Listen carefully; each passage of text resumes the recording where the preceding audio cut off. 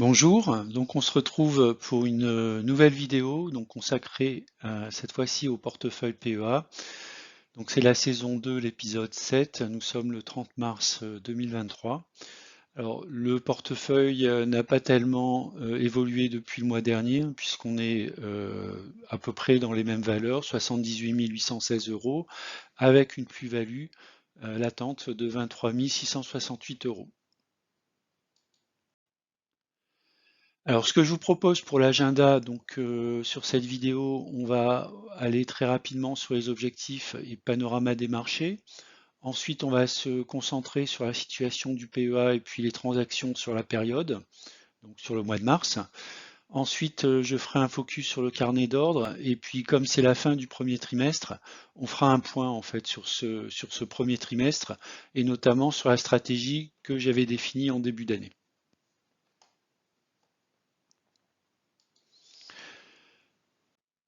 Alors avant de démarrer, donc un avertissement, je ne suis pas conseiller financier, cette vidéo n'a pas pour but de vous proposer un placement financier ou un quelconque conseil d'achat, mais uniquement un but pédagogique et de partage. Vous restez responsable de vos investissements.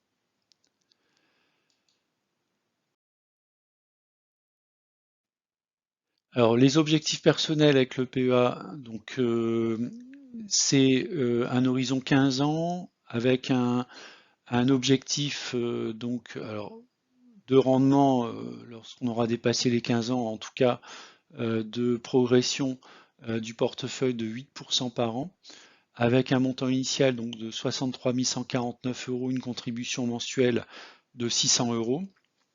Alors une fois que j'arriverai à terme, qui correspondra plus ou moins donc, en fait au moment où je prendrai la retraite, le portefeuille donc sera d'un montant de 411 000 euros et si je retire 4% en fait de ce portefeuille, cela pourra me générer en fait un revenu de l'ordre de 1371 euros. Alors où est-ce qu'on en est aujourd'hui en fait sur ce, on va dire sur cet horizon? Donc 78 816 à comparer à un objectif de 89 800 euros ici à la fin de l'année 2023. Bon, je pense que j'y serai, sauf si bien sûr on a des difficultés, notamment au niveau des indices. Euh, Mon objectif également, c'est de parvenir le plus rapidement possible donc à la barre, on va dire, stratégique des 100 000 euros. Donc je risque, et on va le voir dans la vidéo, de faire des apports un peu plus conséquents pour essayer d'atteindre le plus rapidement possible les 100 000 euros. Alors, on va démarrer par le panorama des marchés. Donc, à la clôture au 31 mars 2023, le CAC 40 était à 7322,39 points, une progression sur la journée de 0,81%. Tout est dans le vert, hein. Si on regarde les horizons de temps, une semaine, un mois, 3 mois, 6 mois, un an, 3 ans, 5 ans et 10 ans, on est complètement dans le vert. Donc ça contraste un petit peu avec les secousses qu'on a eues, notamment sur les dernières semaines, avec les péripéties autour des bancaires notamment. En tout cas là, le CAC 40 semble retrouver en fait la bonne direction en termes d'évolution. Si on regarde donc au niveau des droites de régression, donc sur les 20 dernières années, donc vous avez la colonne des années, la colonne des valeurs. Donc c'est la valorisation du CAC 40 à la fin de chacune de ces années. Et puis dans la cellule orange tout en bas, en fait, bon, il y a un petit décalage à peu près d'un quart d'heure avec Google Finance, 7336. La valeur linéaire, donc c'est le calcul avec une droite de régression. On serait plutôt à 6200, donc ça veut dire que le CAC 40 surperforme de l'ordre de 15% les marchés. Donc c'est ce qu'on voit également sur le graphique à droite. Donc on peut voir qu'on est à peu près à un écart type au-dessus de sa valeur théorique. Si on regarde un petit peu plus dans le passé, bah, notamment sur la période 2006-2007, on a même dépassé cet écart type. Donc voilà, ça ne veut pas dire qu'on va corriger tout de suite, on a encore de la marge pour progresser, mais statistiquement, il y a quand même de fortes chances sur les prochains mois qu'on revient au moins sur des données autour de la valeur linéaire. En tout cas, c'est ce que les statistiques nous montrent. Alors, si on regarde maintenant le CAC 40 sur un horizon de temps un peu plus faible, donc globalement sur les 12-15 derniers mois, on peut voir qu'on avait eu un pic atteint donc sur la fin de l'année 2021, début d'année 2022. Donc c'est pour ça que j'ai représenté au niveau des couleurs plutôt en rosé, rose-violet, on va dire. Donc c'est à une échelle de temps plutôt mensuelle. Donc on peut voir qu'on a une résistance qui est autour des 7400 et puis on a un support qui va se situer un petit peu au-dessus des 5600. Si on descend à une échelle de temps, on va dire donc un peu plus faible, cette fois-ci la notion de semaine, c'est ce que vous allez voir en bleu. Donc on peut voir, alors on a notamment des supports qui se distinguent autour des 6400, également un support autour des 6800. Et ensuite, lorsqu'on descend à un niveau de détail un peu plus fin, qui sera cette fois-ci de l'ordre du quotidien, on voit qu'on a un support également au niveau des 7000 points. Donc actuellement, le CAC se situe plutôt sur une zone de résistance entre, on va dire, on y est là quasiment, 7336, 7400.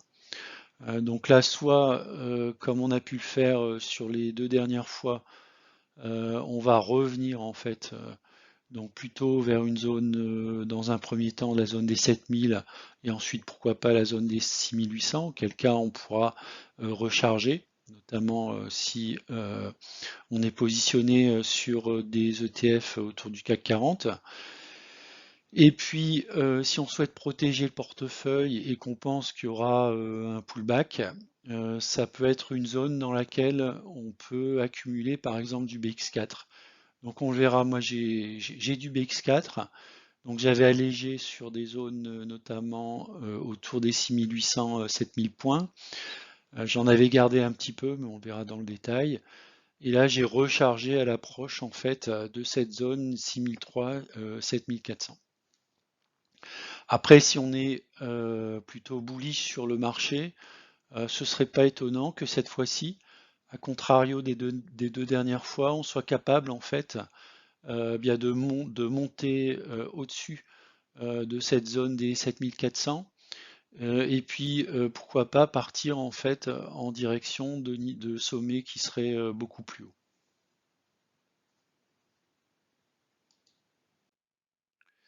Alors la situation du PEA au 31 mars 2023, donc une valorisation, on l'a vu, 78 816 euros avec une plus-value latente de 23 668 euros. Donc les montants investis 55 200 euros. Donc j'ai un matelas quand même assez confortable, notamment si les indices retracent fortement.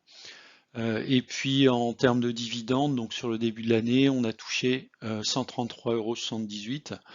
Bon, bien sûr, la période sur laquelle on verra ce montant progresser de manière significative, bah, ça va démarrer là sur le mois d'avril et le mois de mai.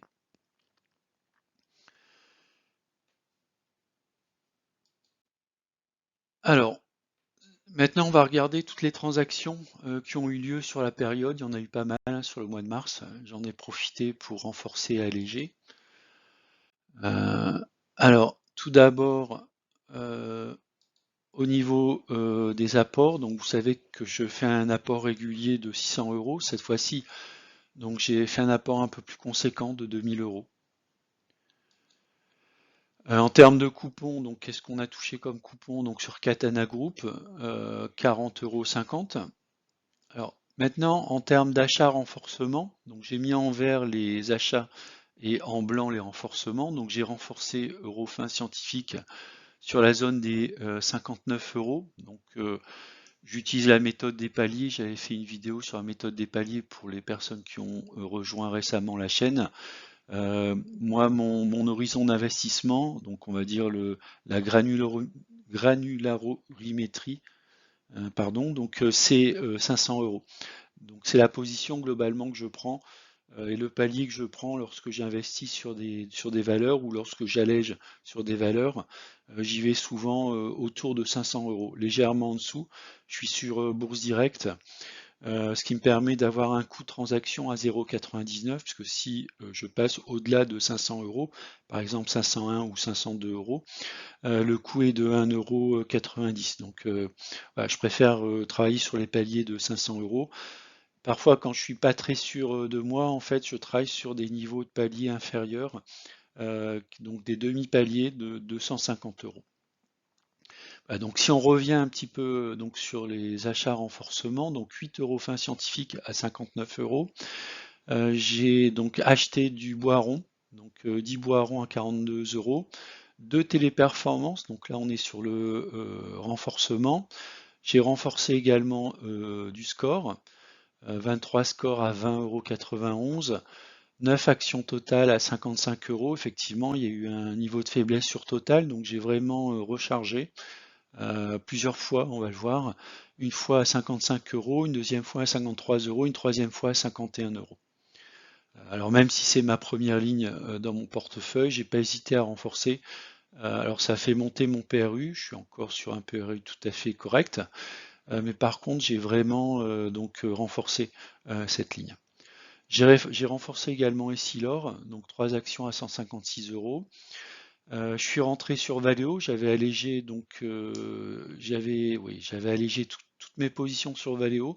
J'en ai profité sur une baisse du marché pour rentrer à nouveau sur Valeo, alors en plusieurs fois, à 18,80 à 17,87, donc pour un total de 370 euros. Ensuite, j'ai à nouveau renforcé sur Score, sur AXA également, 18 actions à 26,49. Donc Téléperformance, je suis rentré en plusieurs fois, comme vous pouvez le voir. J'ai initié une ligne de Technip, donc à peu près une demi-position à 193 euros, donc 19,23 €, 10 actions. J'ai renforcé également sur le grand à 80 euros 10. Et j'ai également pris ici ces derniers jours du BX4, donc 500 à 0,91. On le verra en fait dans les ventes allègement. Donc j'ai allégé du SMCP, 58 actions à 8,38 € où j'ai pris une plus-value de 164 euros. J'ai également j'avais vendu donc mes Valeo donc à 20,45 € en prenant une plus-value de 5 euros. J'avais liquidé pas mal de BX4, donc une première fois 500 BX4 à 0,99, ensuite 500 à 1,02, enfin 470 à 1,02, puis 480 à 1,04 et ensuite 230 à 0,98 pour avoir des plus-values cumulées de 14 euros, plus 27 euros, plus 36 euros, plus 2 euros. L'histoire des 2 euros, c'était plutôt un ajustement en fait. Je trouvais que par rapport à la remontée des cours du CAC 40, j'étais encore un peu trop chargé en BX4. Donc j'avais gardé à peu près un peu moins de 400 BX4 que j'ai renforcé donc à 0,91 pour faire baisser mon PRU. J'hésiterai pas à renforcer lorsqu'on sera sur la zone assez élevée en fait de la zone de résistance du CAC 40. Donc toutes les ventes, toute la partie vente allègement m'a permis de générer une plus-value sur le mois de 411 euros. Alors, le solde sur la période en termes de transactions, donc 40,50 € de coupon, plus 411 euros de plus-value, ça donne 451,50 €. C'est la plus-value que j'ai réalisée sur le mois de mars. Comme je n'ai pas effectué de vente à perte ce mois-ci, donc au mois de mars, voilà, je n'accuse pas de perte en fait. Donc je pense avoir eu un bon money management sur le mois de mars. Alors, voilà, si vous souhaitez regarder un peu plus en détail et de manière transparente, donc je partage en fait mon historique de compte. Donc voilà, c'est le détail de ce que je vous ai mis sur la présentation précédente en fait. Alors si on regarde maintenant le carnet d'ordre, Alors voilà le carnet d'ordre en détail. Donc j'indique que bon, je partage ce carnet d'ordre à titre informationnel. Ce qu'il faut savoir, c'est que je peux modifier hein, les ordres à tout moment au cours du mois. Donc vous fiez pas forcément à ce carnet d'ordre si vous souhaitez copier par exemple certains ordres sur certaines valeurs, sachant qu'à tout moment je peux modifier en fait les montants, les valeurs, les quantités. On va regarder un peu plus en détail sur certaines valeurs. Donc par exemple sur Air Liquide. Donc Air Liquide, si on regarde au niveau graphique, on voit qu'on est toujours dans ce couloir ascendant. Donc moi j'attends patiemment en fait qu'on revient sur des zones d'achat, notamment autour des 127 euros. Alors peut-être qu'on va pas y retourner. En tout cas c'est ma cible. J'ai mis donc un ordre d'achat sur Air Liquide, cette action à 127 euros. Donc là on est plutôt de l'ordre de 1000 euros plutôt que 500 euros hein, par rapport à la notion de palier. Ensuite, si on regarde Capgemini, alors j'ai toujours pas pris position sur Capgemini. Donc si on regarde au niveau graphique, donc comme les indices en fait au début de l'année, Capgemini a connu un sommet, puis l'action a vraiment baissé en fait dans un canal baissier qui est représenté ici en bleu. J'ai mis des supports et des résistances trimestrielles en rouge que vous pouvez voir, avec notamment on a tapé plusieurs fois en fait depuis début de l'année 2000. Oui, c'est ça. Depuis le début de l'année 2022, on a tapé plusieurs fois en fait sur un bas de canal qui se situe autour des 153, 155 euros, on va dire. Et puis, ce qu'on peut voir, c'est que à peu près depuis le mois de septembre 2022 jusqu'à aujourd'hui, on est plutôt dans un range que j'ai représenté en orange.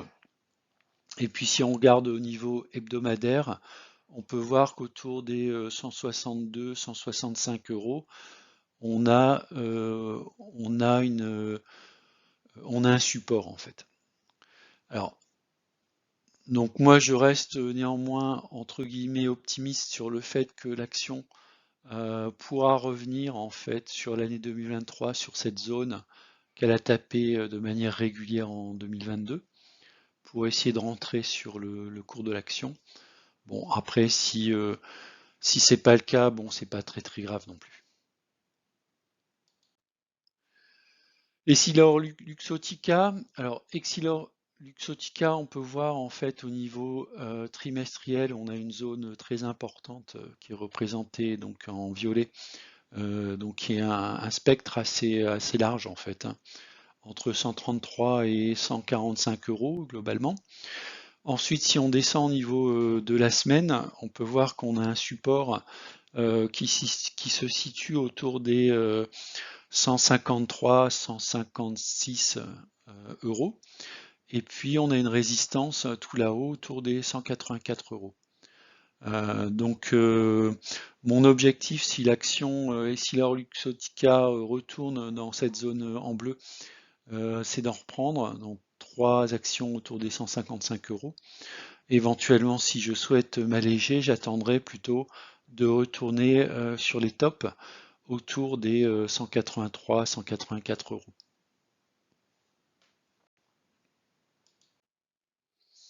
Alors si on regarde maintenant Eurofin Scientifique, donc c'est une action qui a pas mal baissé depuis le mois d'octobre de l'année 2021. Donc elle n'a pas attendu le début de l'année 2022 pour commencer à baisser. On était donc sur des résistances trimestrielles autour des 125-128 euros. On peut voir également, on a un support tout en bas mensuel ou trimestriel autour des 55 euros. Alors, je ne sais pas si on va y retourner un jour, mais en tout cas, on peut voir que l'action, donc si on descend au niveau hebdomadaire, donc il y a un très beau support en dessous des 60 euros, hein, dans la zone, on va dire 55-60 euros.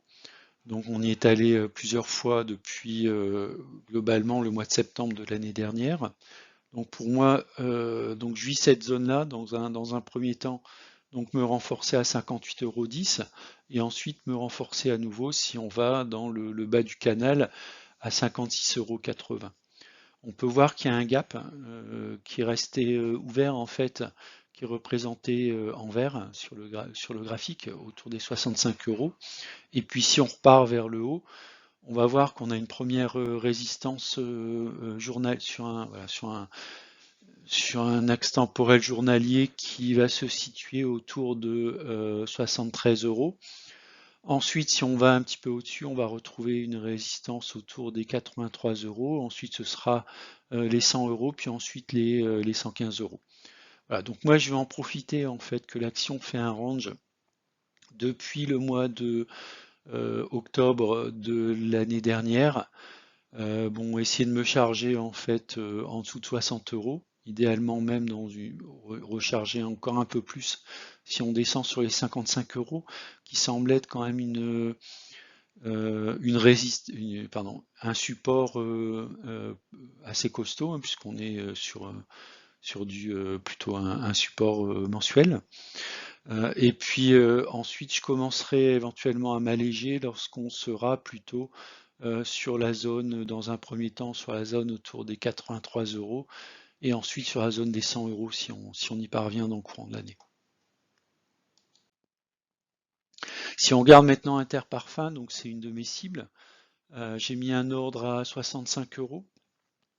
Alors Interparfums, il fallait vraiment rentrer sur cette action, on voit sur la zone des 42 €, hein, qui était une zone qu'elle a touchée au mois d'octobre 2022 et depuis elle est vraiment dans un canal ascendant qui est assez régulier finalement. J'aurais pu le dessiner le canal. Voilà, donc alors maintenant, bah, comme je veux rentrer sur l'action Interparfums, je cours un petit peu derrière l'action.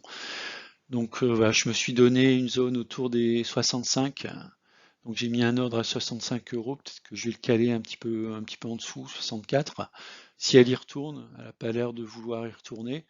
Donc on voit qu'elle est rentrée dans une zone de résistance qu'elle a connue au début de l'année 2022. Hein, si vous regardez donc donc entre janvier et mars 2022, elle avait touché deux fois cette résistance, puis ensuite elle était partie donc vers le bas en baisse jusqu'en octobre 2022, puis ensuite elle est à nouveau repartie en hausse jusqu'à retrouver cette résistance. Donc soit on tape à nouveau cette résistance et on a un pullback, auquel cas je pourrais rentrer sur la valeur autour des 65, soit on franchit la résistance qui deviendra leur support et là on va se retrouver sur une zone de résistance qui est plutôt au niveau mensuel, qui est autour des 75 €. Bon, là, ce sera un petit peu trop tard pour moi. Tant pis, en fait, hein, on attendra la vague suivante. Alors maintenant, Kering. Donc Kering, j'avais vendu il y a quelques mois. Donc je vais essayer de rentrer à nouveau sur Kering. Donc on voit, on a un support mensuel sur la zone des 425 460 €. Hein. Donc si l'action retourne à ce niveau-là, je me chargerai. J'hésiterai pas à en prendre un peu plus qu'une. J'en prendrai peut-être 3 ou 4. Hein. Donc c'est un support assez solide. Ensuite, si on va au niveau tout en haut, si vous regardez dans la zone des 760-800 €, donc là on est sur les plus hauts en fait historiques sur l'action Kering. Donc il y a encore un bout de chemin avant d'y arriver. C'est tout à fait possible qu'elle y arrive. Dans ce cas, je regarde au niveau cette fois-ci hebdomadaire, donc c'est en bleu. On voit qu'on est rentré sur une zone en fait de résistance qui est autour des 600 €. Donc elle a déjà tapé deux fois. Voilà, donc pour moi, c'est pas le bon moment de rentrer sur l'action. Donc je vais attendre peut-être dans un premier temps un retour donc en dessous en fait des 550 €. Donc je vise pour ma part en fait on voit au niveau quotidien, donc c'est ce qui est représenté en gris, en fait une zone qui pourrait être un support Donc c'est pour ça que j'ai mis un ordre à 538 euros. Bon, on verra si elle retrace, je commencerai à en prendre à 538. Si elle continue à baisser, bah, j'attendrai plutôt la zone des 450 pour, voilà, pour en reprendre. Maintenant, c'est pas exclu qu'on franchit en fait cette résistance des 600 euros. Et là, on irait directement en direction des 800 euros. Donc, voilà, à voir. Si on a raté le train en fait des 600 euros et qu'on veut absolument rentrer sur Kering, voilà, si l'action monte à 625, 630 euros, elle refait un pullback autour des 600 euros, bah, ce sera peut-être une fenêtre d'entrée en fait si on veut absolument avoir l'action Kering. Ensuite, Michelin, hein, donc c'est une action que j'apprécie sur le long terme. Donc on voit que effectivement Michelin avait en termes de support mensuel, donc on a un support mensuel autour des 22-23 euros. On a une résistance mensuelle qui se situe autour des 30 euros et un petit peu plus haut en fait une résistance mensuelle autour des 38 euros. Si on descend au niveau hebdomadaire, donc on voit on a un support en fait qui se situe un petit peu en dessous des 26 euros. Donc c'est pour ça, pardon, oui, j'avais mis un ordre un petit peu en dessous des 26 euros, mais je l'ai supprimé. Je vais attendre comment dire, le support trimestriel autour des 22 euros pour me recharger sur Michelin. Euh, on voit que Michelin, il y a au niveau quotidien, donc il y a un support ici autour des 27 euros à peu près, hein. Et puis j'ai dessiné en orange le canal ascendant qui est représenté sur l'évolution à peu près depuis le fin août 2022. On peut voir qu'il y a un canal ascendant en fait sur Michelin. Donc bon, j'ai pas mal de Michelin en portefeuille, donc pour moi les zones d'allègement c'est au-delà des 30 euros. Mais si on est vraiment sur le long terme, c'est de laisser vraiment courir l'action Michelin pour éventuellement s'alléger lorsqu'on sera sur des supports un petit peu plus hauts, plutôt autour des 38 euros.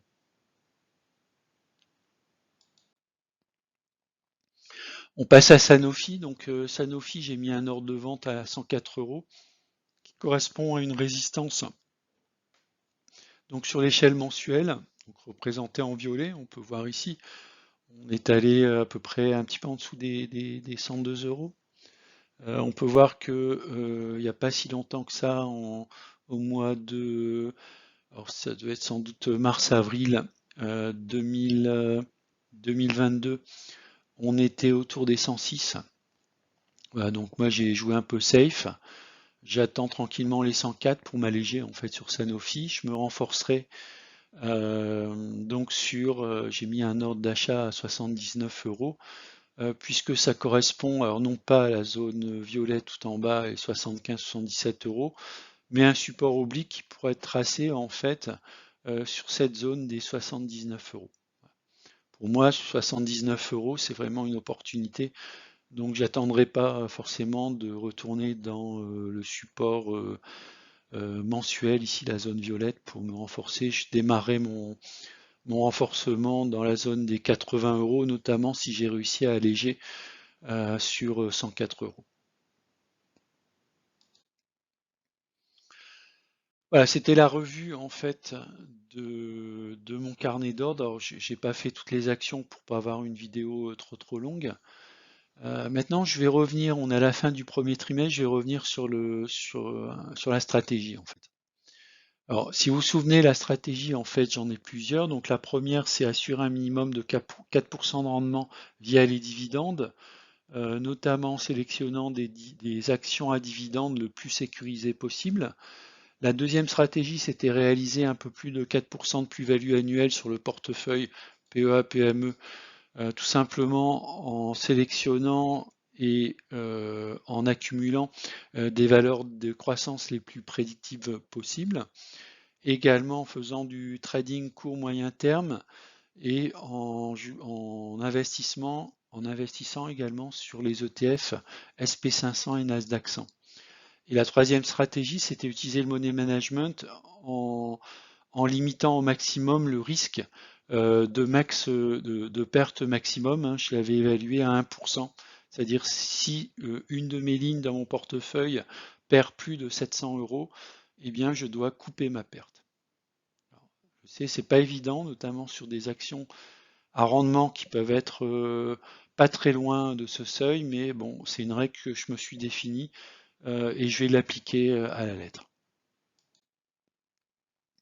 Alors pour la première stratégie, en fait, ce qu'il faut savoir, c'est que j'ai 45% de mon portefeuille d'actions qui ont un rendement sur PRU de plus de 4%. Donc c'est score. Alors je les ai classés en fait par rapport au rendement, donc en prenant en compte le dividende sur l'année 2023. Donc voilà, vous avez par exemple une action comme Score donc qui va donner donc un rendement de 6,68% au cours actuel. Donc vous avez des actions comme ABC Arbitrage au Ruby qui sont quasiment à 8% de rendement au cours actuel. Ensuite, on va voir Stellantis, Orange, AXA, Bouygues, Total Energy, donc qui sont entre 5 et 7% de rendement au cours actuel. On a, alors, par contre, Michelin, Sanofi et GTT, qui sont notamment pour Sanofi GTT en dessous de 4% au cours actuel. Par contre, si on regarde la colonne rendement sur prix de revient, on peut voir que, bah, comme je les ai eus à des prix de revient beaucoup plus bas, moi je suis tout à fait dans les clous en fait. Donc vous voyez, typiquement, ces actions sont des actions que je peux renforcer. D'ailleurs, j'ai renforcé Total Energy sur des valeurs inférieures au cours actuel. Pourquoi? Parce que j'ai un rendement quand même, notamment mon rendement sur PRU, alors certes qui va baisser, il était à plus de 8%, mais qui est quand même légèrement en dessous de 8%, donc c'est tout à fait favorable pour l'atteinte en fait de mes objectifs. La deuxième partie de la stratégie, c'était des valeurs de croissance plutôt prédictibles. Donc là, je me base en fait sur les droites de régression et notamment le coefficient de corrélation, hein. Donc plus le coefficient de corrélation est proche de 1, ça veut dire plus le comportement de l'action est proche en fait de sa droite de régression, donc est prédictible. Et puis on a des croissances en fait, ce sont vraiment des valeurs de croissance, hein. Essilor, Air Liquide, Legrand, Vinci, Airbus, L'Oréal, Eurofins Scientifique, Michelin, Dassault, Kering, Capgemini, LVMH, Hermès, Téléperformance, Thales et Interparfums. Alors comment j'ai calculé en fait ce taux de croissance linéaire sur les 10 ans? Bah, j'ai fait le calcul, alors pour ceux qui suivent un petit peu mes représentations graphiques, en fait j'ai fait le calcul E24 moins E14 divisé par 10 fois E14, ce qui me donne un taux de progression linéaire en fait du cours de l'action. En bleu, en fait, ce sont des actions que je ne possède pas encore, comme L'Oréal, Capgemini, Thales ou Interparfums. Et là, c'est l'évolution du cours au moment où je fais la vidéo par rapport à la valeur théorique, hein. Donc, ce qui est en orange, en fait, c'est que les valeurs des actions sont légèrement inférieures au cours théorique. Donc, potentiellement, ça peut être des cibles en termes d'achat. C'est exactement ce que j'ai fait.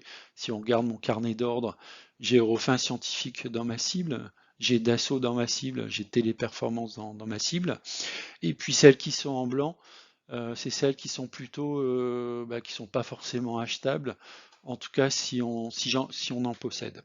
Typiquement du LVMH ou du Hermès, je ne vais pas renforcer au cours actuel puisqu'elles sont quand même largement au-dessus de leur cours théorique. C'est la même chose pour Thales par exemple. Interparfum également, hein. Vous voyez, Interparfum, c'est vraiment explosif comme action.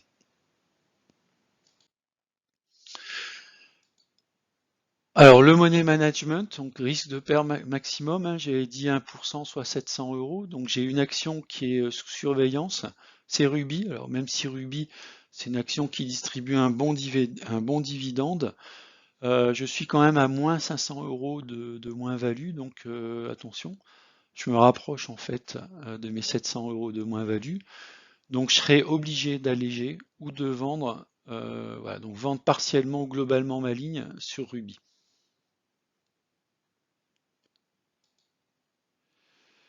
Également au niveau des moins-values, j'ai eu un meilleur money management sur les 3 premiers mois de l'année. J'avais allégé sur Air France, ce qui avait généré une moins-value de 14 euros. Par contre, au mois de janvier et au mois de mars, je n'ai pas fait de ventes qui ont généré de moins-value. Donc c'est plutôt un point positif. Voilà, donc je peux constater qu'il y a non pas eu, oui, il y a une amélioration, notamment au niveau de la protection de mon capital. Donc je vous mets ici mon portefeuille donc avec les lignes classées par importance en termes de taille. Total Energy, je suis un petit peu en dessous de 10%. Air Liquide, je suis à 8%. Ensuite, on arrive sur Ruby, Hermès, Dassault voilà, qui sont autour de 5%.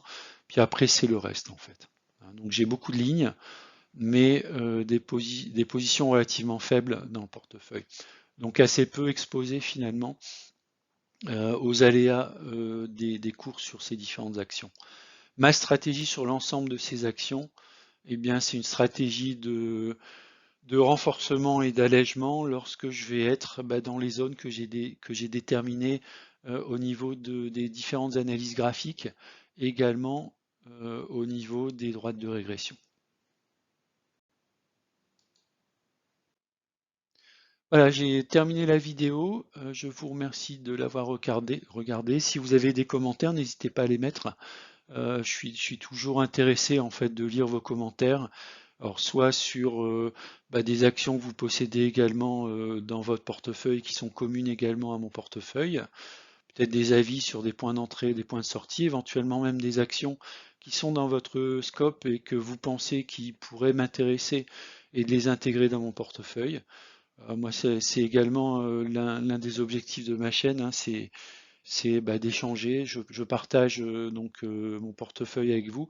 Je serais également intéressé si vous pensez qu'il y a des pépites et qui ne sont pas présentes dans ce portefeuille, n'hésitez pas à les partager. On pourra en profiter tous au travers des vidéos. Voilà, je vous dis à bientôt. Au revoir.